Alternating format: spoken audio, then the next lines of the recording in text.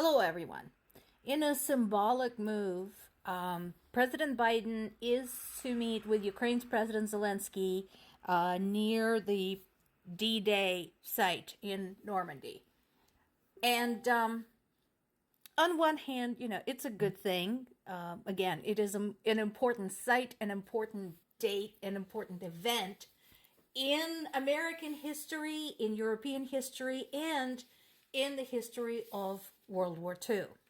So, you know, the significance of the meeting cannot be overstated. That said, whenever Zelensky meets with some of the more experienced statesmen, I am hoping that he picks something up because, as I mentioned before, one of the biggest issues with Zelensky as the president has been his inexperience and not at all aided by his propensity for nepotism. On one hand, I can understand that, yes, being a new politician, an inexperienced politician, of course it would be nice to be surrounded by your friends. At the same time, considering the political situation he inherited from his predecessor, Peter Poroshenko, who was a very shrewd politician, it actually would have been better to surround himself with people who were as experienced at this game as possible. So basically, what I'm hoping for is that Biden talks some sense into him. Like, when you're at the Asian summit, watch how you point finger at China. Yes, China deserves having a finger pointed at it, but, don't get yourself assassinated while you're at it. In addition, Macron is to host Zelensky in Paris again. That is a good thing. France has become very outspoken in support of Ukraine, or Macron specifically. So I'm kind of hoping for some promising things.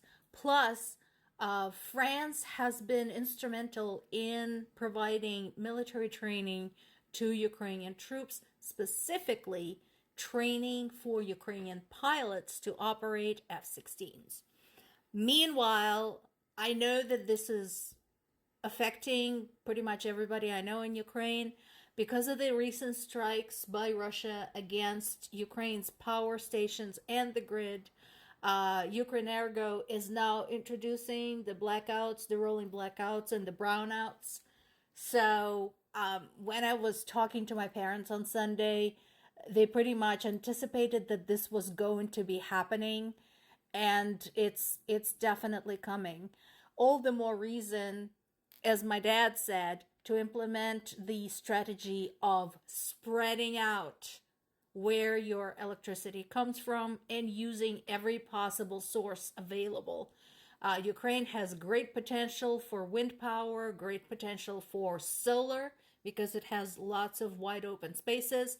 So there's a big hope that we can kind of dissipate our power grid and still be able to provide people with electricity. So this is important. This is appearing across different sources. I'm purposely using as many European sources as possible. I have been accused of favoring US sources. That is not true.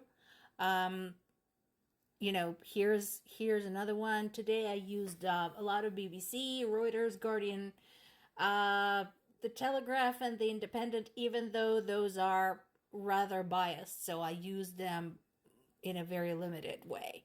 But anyway, so this is through various sources. The conversation about the drones began actually back in March. So this is a very welcome delivery. We really need those. Now, what is the first person view drone? That is a drone that is equipped with a camera. So, the drone operator on the other end can actually watch where it is going and adjust the course. So that does make a huge difference. And if you look particularly on TikTok and on YouTube, there are now actually multiple videos from Ukrainian drone operators showing you what can be done with such a drone. Some of my favorites include them flying a drone at full speed into the Russian tank and blowing it up in there. That is, I mean, considering the scale, considering the distance it has to cover and the size of the hatch on a tank, that is quite remarkable. This story is circulating through multiple sources as well. This is appearing again on both sides of the pond, both in American sources, British, European, Ukrainian, all of them. So what is this all about? Like I just said, one of the big things that France did for Ukraine was train its pilots to operate F-16s, and there was other training. Basically, as the war evolved, as the technology used in the war evolved, as the strategy used by both sides changed, Ukrainian soldiers just had too much coming at them. And so some of the foreign military experts came to their aid to help them sort out the situation, to make sure that Ukrainian military force was still a cohesive, functioning force. So France was one of those countries that assisted with that. So now what Russia is saying is that if French military trainers come into Ukraine and continue helping out on site, they will be considered valid military targets, even though they are foreign nationals. Now, we already know Russia has no consideration for the lives of foreign nationals, and we have actually known that a lot longer than the full-scale invasion has been going on.